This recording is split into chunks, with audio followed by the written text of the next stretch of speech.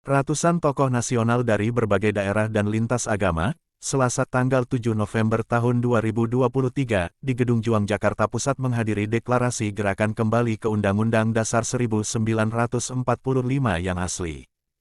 Isu kembali ke Undang-Undang Dasar 1945 yang asli sebenarnya telah lama digaungkan, terutama dalam beberapa tahun terakhir, tetapi baru pada Selasa tanggal 7 November tahun 2023 muncul deklarasi gerakan untuk hal tersebut. Perwakilan deklarator gerakan itu, Din Samsudin, mengatakan, deklarasi itu ditandatangani 450 tokoh, dan jumlahnya akan terus bertambah karena deklarasi itu bersifat terbuka dan dapat ditandatangani secara online.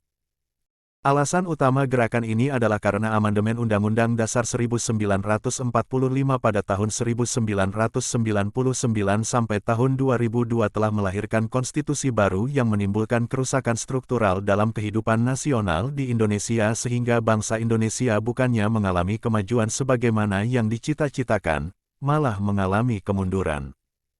Undang-undang dasar baru tersebut, yaitu Undang-Undang Dasar 2002, bahkan membuat Indonesia kini memiliki presiden yang keaslian ijazahnya diragukan.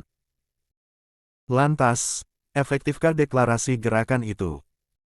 Yuk, simak perbincangan kami dengan Bapak Rizal Fadilah, seorang pemerhati politik dan kebangsaan yang hadir dalam deklarasi itu. Ya, siap. Assalamualaikum warahmatullahi wabarakatuh. Waalaikumsalam warahmatullahi wabarakatuh. Teman-teman sekalian, saat ini saya sedang kembali bersama dengan pemerhati politik dan kebangsaan Bapak Rizal Fadilah. Apa kabar, Pak? Baik, alhamdulillah Kang Rahman. Alhamdulillah juga saya juga baik, Pak. Saat ini saya dan Pak Rizal ini sedang berada di Gedung Juang karena baru saja menghadiri deklarasi gerakan kembali ke Undang-Undang Dasar 1945. Ya, Pak ya? Iya, betul. Dan tadi itu disebutkan ada 450 penandatangan deklarasi. Beliau salah satunya. Karena memang beliau ini sangat concern dengan kondisi negara saat ini. Terlebih di tangannya Pak Jokowi, ya Pak ya? Waduh, repot. Repot sekali. Pak, apa yang membuat Pak Rizal tertarik untuk bergabung dalam gerakan ini, dan menurut Bapak gerakan ini efektif tidak untuk mengembalikan negara Indonesia pada kondisi yang seperti diinginkan oleh para pendiri bangsa? Ya, kalau saya melihat ini bagian dari perlawanan terhadap oligarki. Oke. Oligarki yang telah merebut kedaulatan rakyat, gitu kan. Spirit dari kembali ke Undang-Undang 45 ini adalah sebetulnya mengembalikan prinsip kedaulatan rakyat. Jadi kalau saya melihat atau kita menjadi mensupport ini karena perlawanan terhadap telah tercerabutnya asas demokrasi. Betul. Gitu. Jadi itu poin penting utama. Kemudian bahwa kedaulatan rakyat itu harus ada perwujudannya. Betul. Nah, perwujudannya itu adalah majelis MPR. Maka dengan mengembalikan kedaulatan rakyat pada MPR, gitu kan, maka itu adalah mewujudkan lagi semangat the founding fathers. Itu bahwa negara ini negara yang memang harus ada lembaga perwakilan rakyatnya yang menjadi perwujudan kedaulatan rakyat itu. Karena negara kita itu memang berdiri karena adanya konsensus ya. Karena konsensusnya itu, gitu kan. Para pendiri bangsa itu ingin ada MPR loh, gitu. Dan MPR itu berdaulat sebagai manifestasi kedaulatan rakyat. Dengan begitu, maka akan terarah kemana, gitu kan, maunya bangsa ini ke depan. Ketika MPR-nya dimandulkan, gitu kan, bahkan hanya proforma saja di kemudiannya, maka kacau gitu dari sisi arah kebangsaan dan kenegaraan ini. Gitu. Jadi kalau kita bersepakatnya, ayo kembalikan kedaulatan rakyat, dan kedaulatan rakyat itu harus terwujud pada lembaga majelis permusyawaratan rakyat. Gitu. Dan itu relevan dengan prinsip demokrasi kerakyatan yang dipimpin oleh hikmah kebijaksanaan dalam pemusyawaratan perwakilan. Kira nyambung nanti. Kalau sekarang ini enggak gitu. Jadi Undang-Undang Dasar 45 yang kemudian diamandemen terus itu menjadikan negara ini kapitalistik, liberalistik, komunistik, sekularistik gitu. Jadi jauh daripada cita-cita dulu pendiri bangsa. Karena amandemen yang sampai 4 kali itu melahirkan Undang-Undang Dasar 2002 yang merubah sampai 80% atau 90% isi dari itu Undang-Undang 45 yang asli ya. Jadi kehilangan ruh. Betul. Ruh pendiri bangsa tadi. Dan kehilangan fondasi juga ya Pak ya. Kehilangan fondasi, makanya jadi arah bangsa ini nggak jelas, bahkan menyimpang. Betul. Karena menyimpang kita kembalikan lagi ke realnya, gitu. Jadi sering kita sebut meluruskan kembali kiblat bangsa. Jadi kiblat ini salah. Betul. Jadi harus diluruskan kembali kiblatnya ini. Gitu. Ini loh arah kita. Itu dengan kembali ke Undang-Undang 45 yang disebut asli. Gitu. Pak, kalau kita bicara tentang ketatanegaraan gitu ya, kalau yang berwenang menetapkan gitu ya bahwa kita menggunakan undang-undang ini, undang-undang itu adalah MPR. DPR ya. Nah, apakah gerakan ini bisa cukup efektif kalau DPR dan MPR-nya itu nggak mau kembali ke Undang-Undang Dasar 45? Hanya kalau menurut saya tetap harus ada mekanisme penekan ya. Nggak bisa cuman deklarasi gitu kan, resolusi, petisi nggak cukup. Harus ada tekanannya aksi, gitu. Aksinya ya aksi rakyat. Kalau saya konsisten jalur mekanisme power ya. Power sepanjang tidak ada tekanan itu personal yang menduduki jabatan di DPR sedang menikmati kehidupan. Nggak mungkin dia ingin berubah, apalagi dikembalikan kan, akan kehilangan kenikmatan.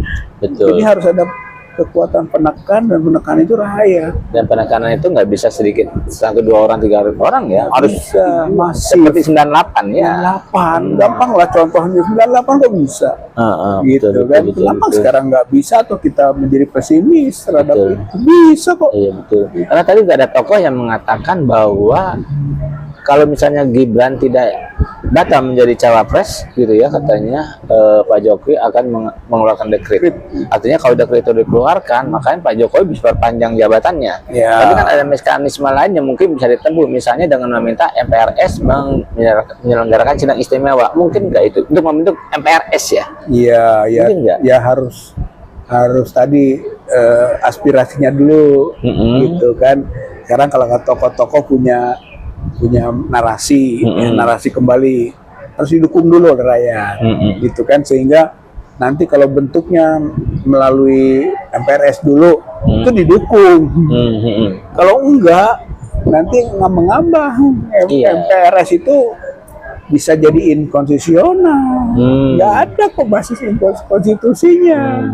Itu hanya fakta historis saja, gitu kan. Nah supaya dia punya legitimasi, harus bersatu dulu ini sama gerakan masyarakat atau gerakan rakyat untuk mengembalikan kembali ke Undang-Undang 45 yang asli. Baru dari situ semua itu cabang-cabang dan ranting, gitu Pak. Kalau menurut saya gitu, sehingga ketika dia dekret tadi itu blunder ya, karena tadi dekret nggak punya dasar hukum. Beda dengan dekret tahun 59. Yang kembali kepada itu sedang membahas konstitusi, itu kan mandeg. Maka diambil jalan pintas yang juga disadari kondisinya sudah tidak bisa lagi yang lain. Kalau sekarang itu dekretnya desain, apalagi desainnya untuk memperpanjang kekuasaan. Jadi blunder, sudah melanggar konstitusi, kemudian tujuannya gitu kan bukan idealisme berideologi, tapi pragmatisme atau kepentingan pendek kekuasaan dilawan oleh rakyat pasti itu. Artinya kalau deklarasi ini mau efektif, gerakan ini ya mau efektif, maka gerakan ini harus bisa membesar, Harus kemudian masif, Pak. harus masif dan besar, kemudian masa melakukan penekanan terhadap MPR. Tetap melakukan penekanan MPR, bahwa nanti MPR didesak untuk sidang istimewa, Istimewa, ataupun untuk bersidang ya untuk menetapkan kembali ke 45 itu MPR, jangan dekret presiden.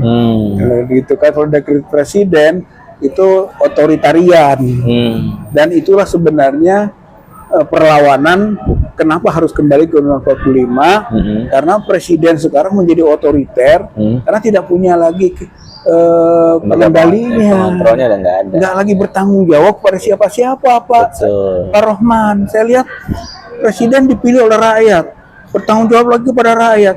Rakyatnya gimana caranya bertanggung jawab? Betul. Sementara wakil-wakilnya di DPR, wakil-wakilnya DPR, DPR terdiri partai-partai politik. Betul. Partai-partai politik gitu kan ikut di jajaran kabinet. Iya.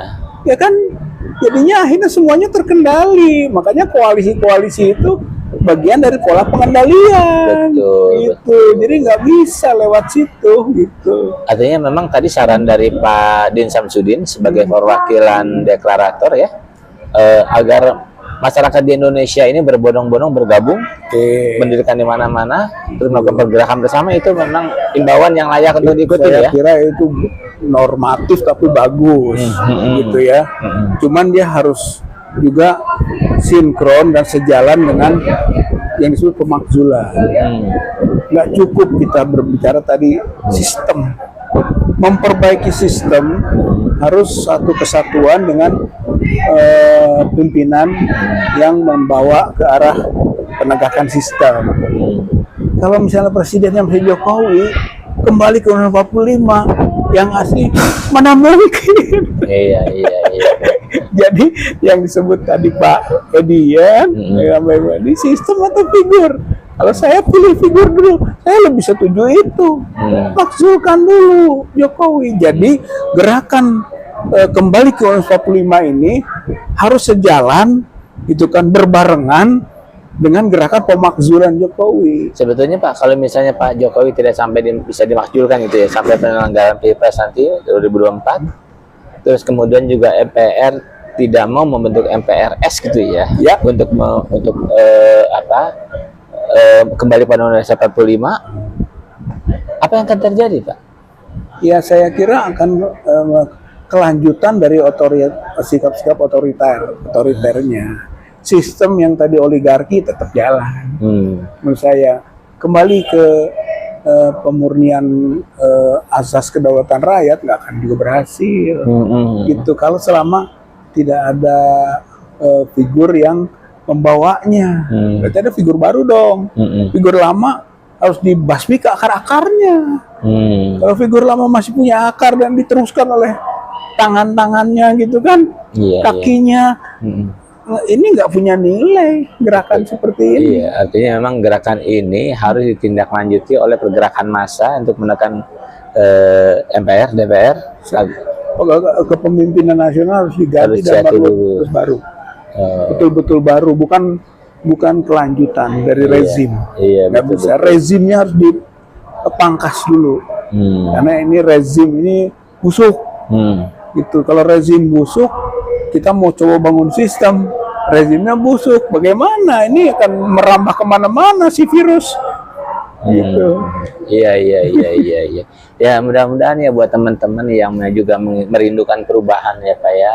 Dengan adanya deklarasi ini bergabung gitu ya Pak, bergabung membentuk sebuah komunitas yang besar gitu ya Pak untuk menekan pemerintahan ya. Dan nyambung dengan spirit petisi 100. Nyambung dengan karena yang memakzulkan ya. Dua kan, pemakzulan dan kembali pemulihan kedaulatan rakyat. Saya kira kelompok ini kan juga bergerak. Gitu. Kalau sekarang bersatu bersama dengan gumpalan kembali ke Undang-Undang 45 yang asli, dahsyat. Itu. Tapi jangan sampai menafikan. Jangan sampai sekarang kita bicara tentang kembali ke Undang-Undang 45 lalu menafikan pemakzulan. Malah jadi kontraproduktif. Padahal itu Pak. bisa jadi satu agenda. Padahal ya. itu agenda bersama, Agenda bersama. yang efektif kalau kita Betul. bergerak bersama. Betul. Saran Bapak deh kepada masyarakat barangkali yang pasti menginginkan perubahan, sudah nggak tahan dengan kondisi sekarang, silakan Pak. Dengan adanya deklarasi ini, Pak. Ya, saya kira seperti tadi kita support kembali ke Undang 45 itu juga mengembalikan Indonesia ke arah apa yang diinginkan oleh the founding fathers. Itulah Indonesia gitu dengan Undang-Undang 45 ini.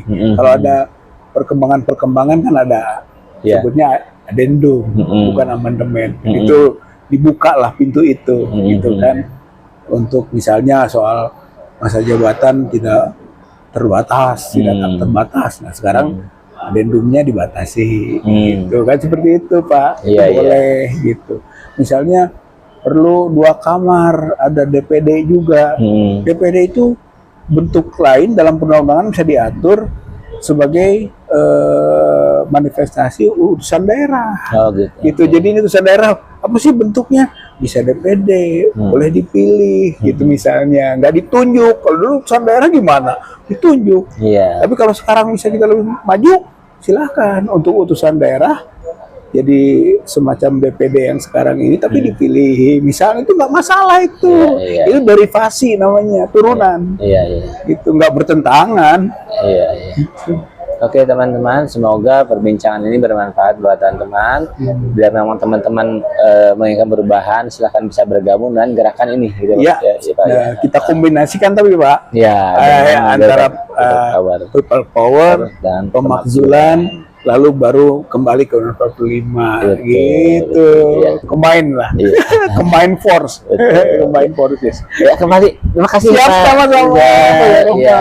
Nah teman-teman, kita bertemu lagi dengan lain kesempatan. Assalamualaikum warahmatullahi wabarakatuh. Waalaikumsalam warahmatullahi wabarakatuh.